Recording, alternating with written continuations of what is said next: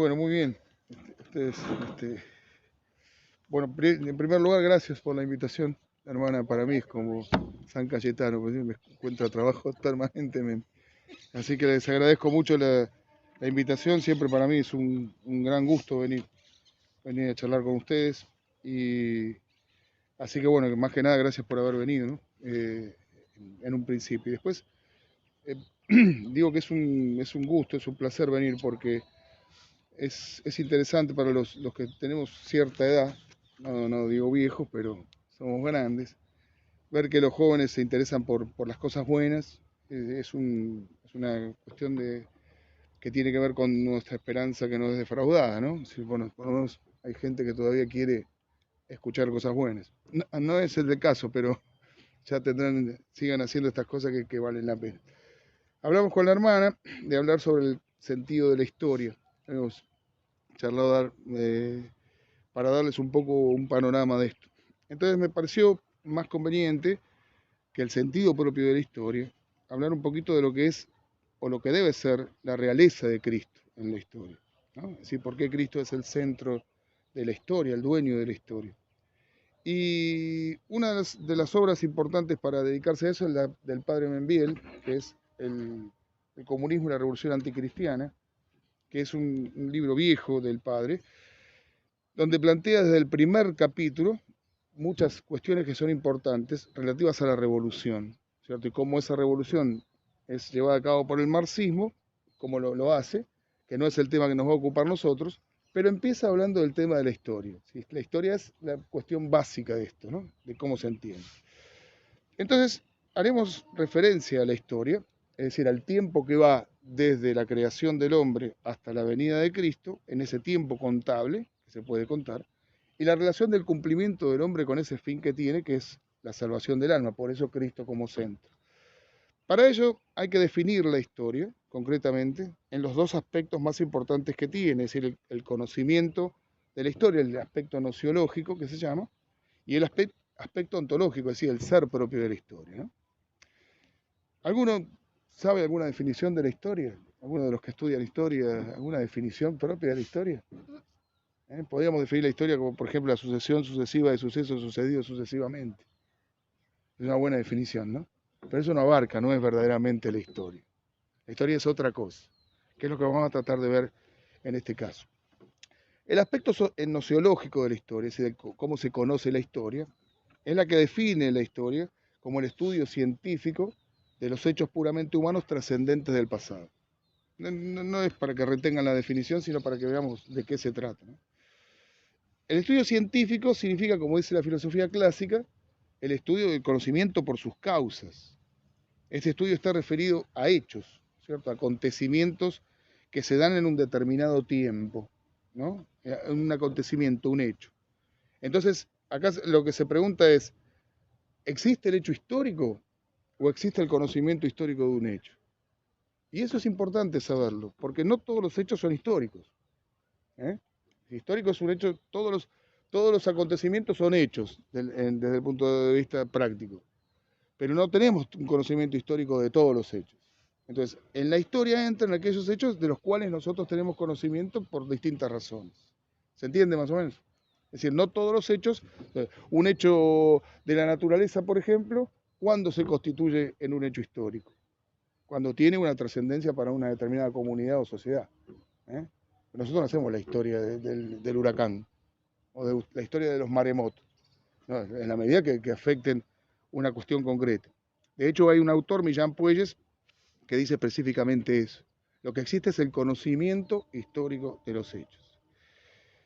Esos hechos, para que sean históricos, tienen que ser humanos, es decir, aquellos hechos donde el hombre pone su inteligencia y su voluntad, ¿verdad?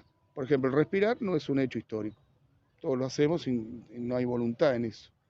Pero en el hecho histórico sí, tiene que ser un hecho humano donde se ponga esa inteligencia y esa voluntad. Por eso no hay historia de los animales, por eso no hay historia de las plantas, de los fenómenos naturales, etcétera, etcétera. Solamente hay historia del hombre. Fíjense la importancia que tiene, porque ¿por qué estudiamos ese hecho donde hay voluntad e inteligencia del hombre? Porque en todos esos hechos, la inteligencia y la voluntad que opera es la que lo hace histórico o no, esencial o no. Si Napoleón sabía que iba a perder la batalla de Waterloo, no hubiera ido, o hubiera utilizado otra táctica, hubiera decidido otra cosa. ¿Se entiende eso? La decisión de él de enfrentarse a Wellington y demás era una decisión que iba a tener su trascendencia en la historia, si ganaba o si perdía, como le pasó. ¿Se entiende? Entonces, dice el padre Membiel, el hombre hace su historia y hace la historia. En orden a que la historia del hombre está constituida por acciones o hechos libremente puestos que deben determinar el contorno de esas realizaciones en su paso por la tierra. Y siguiendo con la definición, decíamos que ese hecho humano tiene que tener dos características. La primera es trascendente, tiene que trascender. Aunque la historia esté constituida por todas las acciones de los hombres, dice el padre, en realidad no se considera historia sino tan solo ciertas acciones relevantes, cumplidas por determinadas comunidades humanas o personas destacadas de esas comunidades.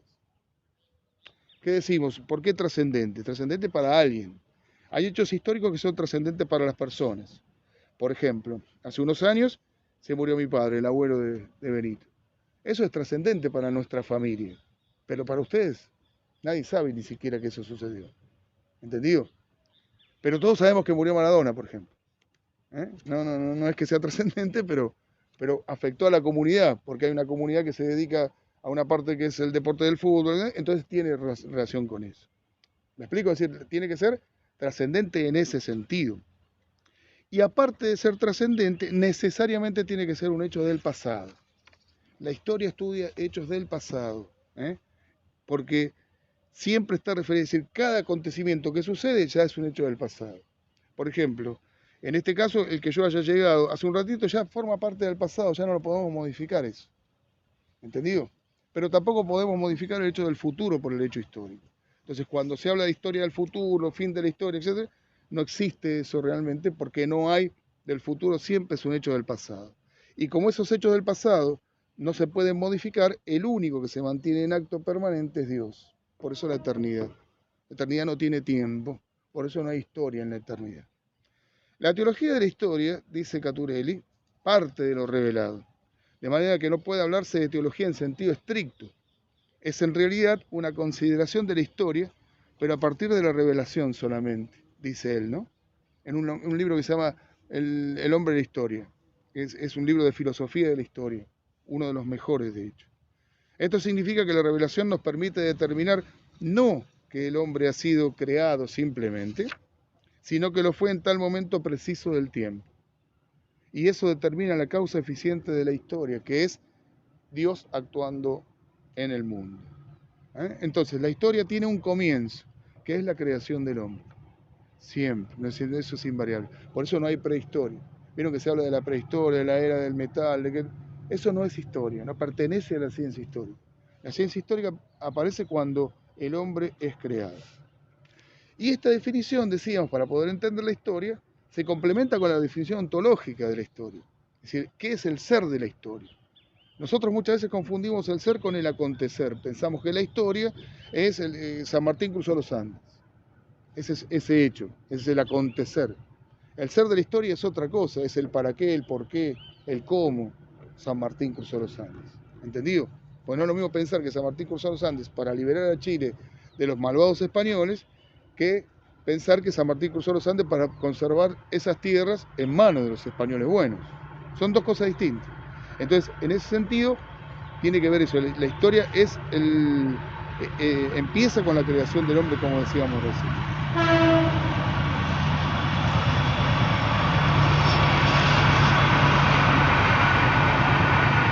Completamos entonces la definición que decíamos de gnoseológica con la ontológica, con el ser de la historia. Y el ser de la historia es el eterno plan de Dios, como dice don Antonio Caponeto, el eterno plan de Dios que se da en tres momentos concretos o claves del tiempo, que son la creación del hombre, la encarnación del verbo y la parusía, es decir, el final. Esa es la historia del hombre. Acontecimientos que ya estudiamos nosotros forman parte de la historia científica, los que pasaron, a la espera de los que van a venir. Y Caturelli insiste, se explique la presencia, así decir, gracias a esto se explica la presencia del mal en el mundo y le asigna su sentido y la función que tiene en la historia universal Con la encarnación del Verbo se señala el hecho central de la historia y se determina todo en orden a la parusía, es decir, al juicio final. Este autor sigue, por supuesto, a San Agustín, ¿no? El siglo IV, el que nos guió en todo el concepto de la historia. Y expresa en referencia a esta cuestión que a partir de la creación, la teología de la historia considera no solo el desarrollo del tiempo y de los hechos del tiempo, sino la caída del demonio y luego el pecado original del hombre, este en desarrollo a que se extienda hasta la encarnación del Verbo, porque toda la historia está en función del Verbo, ya que todas las cosas son creadas por él.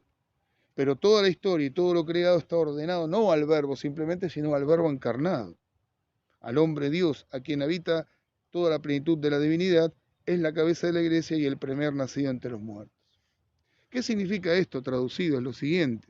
La historia es la creación del hombre. El hombre es creado, ¿no es cierto?, por Dios, con una naturaleza superior a la que tenemos nosotros, y en el paraíso. El hombre comete el pecado original, cae, se oculta de Dios. ¿Se acuerdan el relato del Génesis? ¿Dónde estaba? Dios lo busca al hombre. ¿Se acuerdan eso? Estabas escondido. Sí, porque estaba desnudo, dice.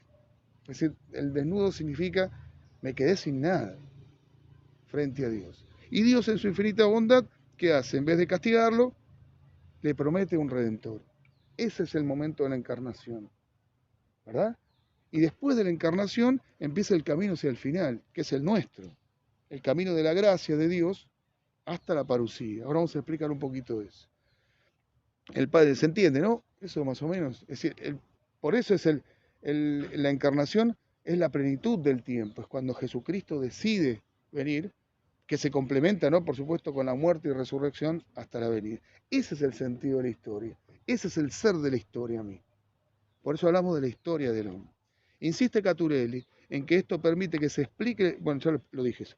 El padre Benviel dice a este respecto, la revolución anticristiana no puede ser caracterizada en toda su significación, es decir, entendida, es decir, por qué existe el mal en el mundo, etcétera, etcétera, si no se fija el carácter necesariamente cristiano que ha de revertir el movimiento de la historia después que Cristo se ha hecho presente entre nosotros. ¿Qué significa esto? Que hay una acción anticristiana en el mundo, todos lo vemos eso, ¿verdad? Pero nosotros no podemos pensar que eso va a triunfar o que eso es el contenido de la historia, sino que hay que revertirla la historia. No forma parte de la historia el cómo revertirla, sino el estudiar y saber cómo se revirtió. Lo que se llama la contrarrevolución. ¿Se entiende? Hay una revolución que es evidentemente anticristiana, el concepto mismo de revolución lo dice, pero hay una contrarrevolución. Ahora, acá hay que tener muy en claro eso. La contrarrevolución, como dice Calderón Bouchet, no es una revolución contraria. Es decir, si estos son los revolucionarios, estos los que están en contra, estos son buenos. No, sino que la contrarrevolución es lo contrario de la revolución. ¿Me explico? Es decir, frente a una acción revolucionaria o una revolución, el protestantismo, la revolución francesa, la revolución comunista, lo contrario no es una alternativa a eso, es lo contrario de eso. ¿Eh? Y eso se da, por ejemplo, en la actualidad en nuestro país, cuando nos dicen, bueno, los dos grandes partidos políticos, es decir, está el peronismo y el macrismo. Entonces, como yo sé que el peronismo es malo, lo bueno es el macrismo. No, ojo con eso, ¿eh? Ojo con eso. Lo bueno es lo contrario a los dos que plantean. ¿Estamos? Es decir, Macri es mejor económicamente. Es abortista, ¿y qué hacemos? Ojo con eso, ¿eh? Ojo, tengan mucho cuidado. Es decir, ¿se entiende lo que digo? La contrarrevolución no es eso, ¿eh? Es otra cosa. Es como decir que la historia con la encarnación se llena de sentido, dice Caturelli, por la sencilla razón de que toda la historia se mueve hacia Cristo. De esta manera podemos afirmar con él también, la historia coloca, en consecuencia, su origen simultáneamente con el comienzo del tiempo, se desarrolla en el tiempo y tiene su término más allá del tiempo. Es decir, la historia es el camino del hombre hacia la eternidad, donde ya no hay más tiempo. ¿Cómo se define la historia? En vez de decir la sucesión que dijimos recién, la acción conjunta de la voluntad de Dios y la voluntad libre del hombre, conjunta, referida a Jesucristo y comprendida entre la creación y la parusía. ¿Mm? Eso descarta todo. Es decir, estamos tratando de explicar un poquito el sentido de esto, cómo debemos ver la historia o cómo debemos hacer para eso. Volviendo al planteo principal, lo cierto es que, como dice el padre Membiel, no existe la historia desde el punto de vista del hombre, por la misma razón que no existe la unidad de la humanidad. Vivimos en lugares diferentes, climas diferentes, etcétera, etcétera. Esto es que existen hombres individuales que viven en comunidades más o menos grandes y que se determinan por motivos propios de cada uno de ellos. De allí que la existencia de la gran diversidad de hombres y comunidades que se da por las diferentes características del suelo, la sangre, los fines que dan origen a sus acciones, etcétera, etcétera. Y de estos tres aspectos, el fin de las acciones de los hombres es el principal, ¿no? Dice el padre Membiel, muy distinta resulta la vida y la civilización si el motivo determinante y que le da su razón de ser es la riqueza, el honor, el trabajo, el poder o los placeres, ¿no? ¿Se entiende? Es decir, si nosotros no tuviésemos, no entenderíamos esto, difícil sería comprender, por ejemplo, el descubrimiento. Sería difícil entender los objetivos de Inglaterra en el mundo o de Estados Unidos actuales, por ejemplo. ¿eh? ¿Cómo se tiene el objetivo? Si esto no tendríamos en cuenta, no entenderíamos lo que hizo realmente Isabel la Católica. El descubrimiento, dice de Vizgarra, el descubrimiento de América es el hecho más importante de la historia. Miren lo que dice, ¿no? Es una barbaridad, parece. No, no lo es. Porque solamente se pudo haber hecho el descubrimiento en la manera que se hizo porque en España gobernaba una reina como la reina Isabel. Si hubiera gobernado otro, no se hubiera hecho así. Entonces, muchas veces no se entiende esto. Dice, bueno, no, porque los españoles esto, los españoles no, la leyenda negra, por ejemplo. O la leyenda rosa, ¿no? Ah, los españoles eran todos buenos. No, no, no. Hay que entender la miseria del hombre, pero el objetivo del descubrimiento. ¿Me explico lo que digo o no? Cuando la reina Isabel toma conocimiento del descubrimiento de las Indias y demás, lo primero que dice, esto hay que evangelizar. No importa el comercio ni nada, que sí importaba, de hecho se utilizó. Pero lo único importante para ella era la evangelización. Entonces, ¿cómo se dice? Bueno, eso no es verdad. Sí es verdad, porque ella lo dejó escrito, ella obligó a hacerlo. Las leyes que nos rigieron a nosotros y demás fueron todas relacionadas con eso. Las misiones que se hicieron. Entonces dice, bueno, pero ¿cuántas cosas se hicieron mal? Claro que sí, ¿cómo no? Las encomiendas no fueron una cosa buena, fueron una cosa buena, pero no se hicieron bien. Fue prevaleciente la ambición de muchos conquistadores, pero el objetivo de la conquista fue ese. ¿Se entiende lo que digo? Es decir, la visión que se tiene, la razón de ser de una comunidad es la que va a plantear el fin. Entonces va a decir, por ejemplo, Grecia, ¿se acuerdan? Grecia, Roma, Cartago. Grecia, ¿cuál era el objetivo de Grecia? La cultura, la paideia que llamaban ellos, ¿no? Es decir, llevar la filosofía a las bases de nuestra civilización occidental. Es decir, era ese el objetivo. ¿Cuál era el objetivo de Roma? La conquista, el imperium, ¿no? Es decir, el imperio no es el emperador, es Nerón quemando Roma, es el concepto de imperium, es decir, cómo llevar toda esa civilización a un pueblo bárbaro, ¿no? Y los cartagineses tenían como objetivo la riqueza, entonces su objetivo era el comercio. A ellos lo único que les preocupaba era comerciar. Por ese motivo, dice el padre, que no hay una historia de la humanidad. Ven que son distintas las historias, el objetivo. ¿Se entiende eso o no? Es muy diferente los cuatro casos que vimos. Sino la historia de los hombres y los pueblos, tal como ideal de cultura humana, y tal en el curso de las edades, cómo se va moviendo en los distintos suelos de la tierra según sea cada uno de esos. Sin embargo, insiste en que no hay una historia desde un punto de vista del hombre. Es decir, podemos hablar de una historia de un hombre, de un pueblo, de una civilización. Lo que sí debe ser la historia es desde el punto de vista de Dios como creador y ordenador del hombre. Y esto es así porque Dios en su mente divina ordena todas las cosas hacia sus fines. Es decir, se trata de un Dios prudente, lo llama el padre Membiel, ¿no? Porque es propio de la prudencia ordenar las cosas hacia los fines. Ya sea, por ejemplo, ordenar los actos de la propia vida. ¿No? Es decir, es prudente ordenar los actos de nuestra propia vida. Respecto del Estado, de ahí la necesidad del católico dentro de la política, por ejemplo, ¿no? De esta política, ¿no? Pero de la política misma propiamente hablando. De la familia, el padre de familia cómo tiene que ordenar al verdadero fin de la familia, el educador, ¿no es cierto? O el que sea, cómo ordena, es propio del prudente eso, ¿no? La prudencia en Dios es la providencia. por ser la razón del orden de las cosas a sus fines. Y esto se explica a todos los seres, o se aplica, mejor dicho, a todos los seres. Dice el padre, la providencia divina respecto de la historia de los hombres podría ofrecer la dificultad especial por moverse toda ella en el dominio de la libertad humana. Es decir, la providencia dispone, ¿no? Como dice el dicho, Dios propone, el hombre propone y Dios dispone, ¿no es cierto? Es decir, Dios tiene una providencia determinada que el hombre lo va a aceptar o no. ¿Está claro eso o no? Como pasó en la historia sagrada, ¿no? Es decir, los hombres esperando que en tantos años hacen un becerro de oro. Quiere decir esto que al estar sujeta a la historia, la inteligencia y la voluntad del hombre, no habría lugar para el misterio. Y esta es la clave para el cristiano en el entendimiento de la historia, que es todo lo contrario que hace el historicismo, por ejemplo, imbuido de marxismo. Se le quita el misterio a la historia, por eso se pierde. Les voy a dar un caso a ver si con el ejemplo pueden entenderme algo de lo que estoy diciendo. Hace poco salió un libro sobre una biografía de San Pío X, ¿no? Romanato se llama el autor, un italiano, que hace un estudio. Incluso es de Editorial Planeta y la editorial lo promociona como la biografía definitiva de San Pío X. Y eso es un riesgo para la historia, porque la historia es súper dinámica, en el sentido de que siempre pueden aparecer cosas nuevas, testimonios, documentos y demás, que cambien la historia.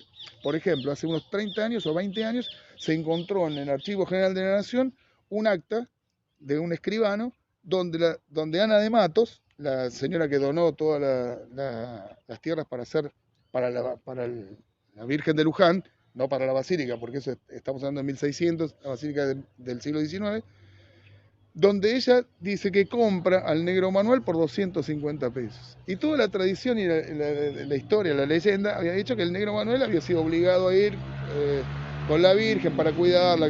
Todo eso puede ser cierto también. Pero acá hay una documentación, o sea, cambió, ella lo pagó, o sea que el negro Manuel pertenece verdaderamente a la Virgen de Luján como esclavo. ¿Se acuerdan de esa famosa frase que se dice, que él le decían, usted le pertenece a la señora, porque la Virgen dice, mi única dueña es esta señora, y señalaba a la Virgen, no a otra. Ahí tienen un caso, bueno, que cómo cambia. Pero les quería comentar lo de San Pío X por lo siguiente. Cuando se hace el cónclave en 1902, perdón, hay un candidato para ser papa que era el cardenal Rampolla. El cardenal Rampolla era un cardenal vinculado a la masonería, a los imperios, etcétera, etcétera. Se hacen las primeras, eran 68, si mal no recuerdo, los cardenales que votaban, hay dos que no van. Pero Entonces, no se sabía, ¿no? ¿cómo? No se sabía que era masón. Y se sospechaba un poco, ¿no? Se sospechaba un cachito, digamos. Se lo acusaba de otras cosas, pero él tenía el apoyo grande de los cardenales franceses y los cardenales italianos, que era la famosa curia romana, no estaban convencidos de él, ¿no? Bueno, pero no quiero entrar en el tema histórico. Pero lo cierto es que hay un cardenal que es el patriarca de Venecia, que es el Papa Sarto, que tiene 2 votos de entrada, él manifiesta que no quiere ser candidato, ¿no? Y bueno, y lo sacan de alguna manera. Pero en el libro, que hace todo un análisis documental, eso que es el ejemplo que les quería dar, en el medio hay una frase que dice, el hecho de que el cardenal Rampolla iba consiguiendo los votos y el imperio austrohúngaro le impone el derecho de veto, ¿no? Una autoridad civil dice, no, este señor no puede ser papa. Entonces se arma un lío bárbaro. Después nos fijamos por qué pasó todo eso. Pero la cosa es que este era el candidato a ganar. Y en el libro dice, algunos cardenales se dedicaban a hacer alianzas para ver quién iba a ser el papa, a rosquearle, diríamos nosotros. Y se coma. Pero, dice, la gran mayoría dedicaba la mayor parte del tiempo a rezar y a meditar. ¿No? Después, ¿qué pasó? Se dio vuelta todo, terminaron eligiendo a Papa Sarto, que terminó siendo nada menos que San Pío X, que con San Juan Pablo II fueron los dos mejores papas. No sé si de la historia, no puedo decir eso, pero del siglo XX no hubo ninguna duda, ¿no? Que tuvimos grandes papas. ¿Se entiende eso o no? Ese es el misterio de la historia, esa es la providencia de Dios. Porque hay millones de libros que van a explicar la cuestión de la masonería de Rampolla, que el otro, la alianza con la alianza con el otro, y esas cosas las maneja Dios, como todas las cosas, ¿no? Entonces, cuando uno pierde entender eso de la historia, se está perdiendo lo más lindo, digamos. ¿Mm? Hoy en la historia, dice Antonio Caponeto, no hay sitio para el milagro, para las manifestaciones sobrenaturales, porque todo es científico, yo tengo que probar todo. ¿Mm? No hay espacio para Dios, ni para esa providencia de la que estábamos diciendo recién, porque todo tiene un carácter temporalista. El núcleo de la historia, dice, es ese misterio que los historiadores modernos han abandonado, ¿no? Entonces escriben biografías, copian, pegan, los libros tienen 800 páginas, no terminamos nunca, y se pierde lo más importante que es eso. La providencia de Dios quiere significar que todo cuanto acontece en el universo, por lo mismo, también la historia, se cumple dentro de un plan divino que lo tiene todo calculado y todo pesado, como decía San Agustín. Dios dirige la historia en función de los santos y que se han de salvar, ¿no? Pero a la vez los santos que finalizan la historia se ordenan en función de Cristo, que ha sido constituido cabeza de todos los predestinados, ¿no? Por eso va a decir el Padre Membiel, la historia se desarrolla en función del primer predestinado, que es Cristo como cabeza de la Iglesia.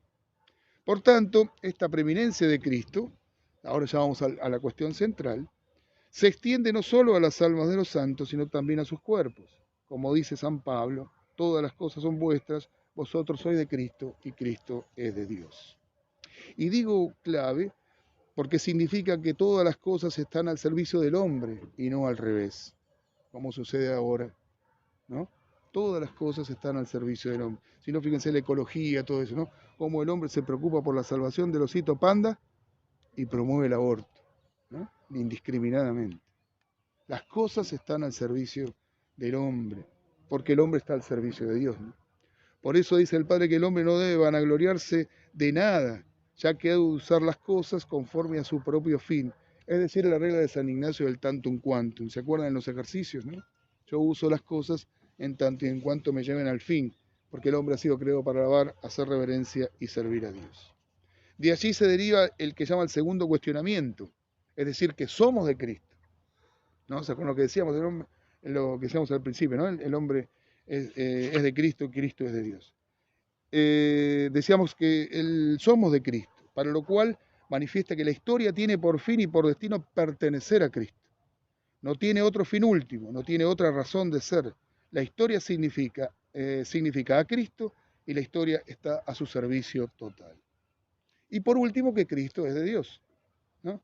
De modo que tenemos que gloriarnos solamente en Él.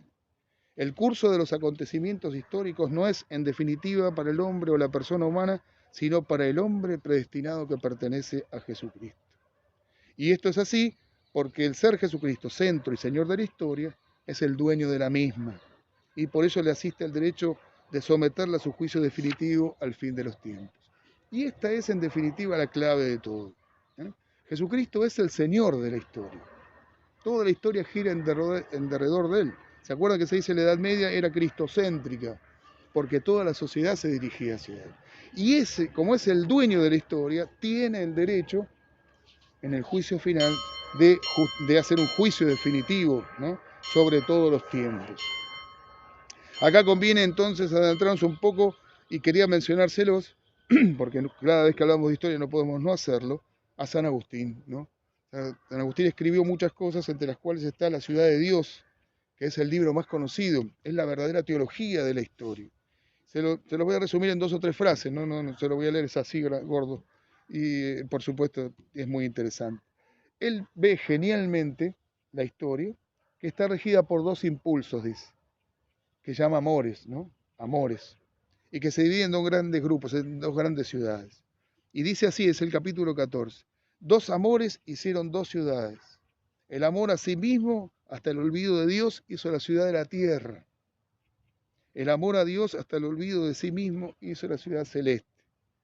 Unos viven según los criterios del hombre, otros conforme los criterios de Dios.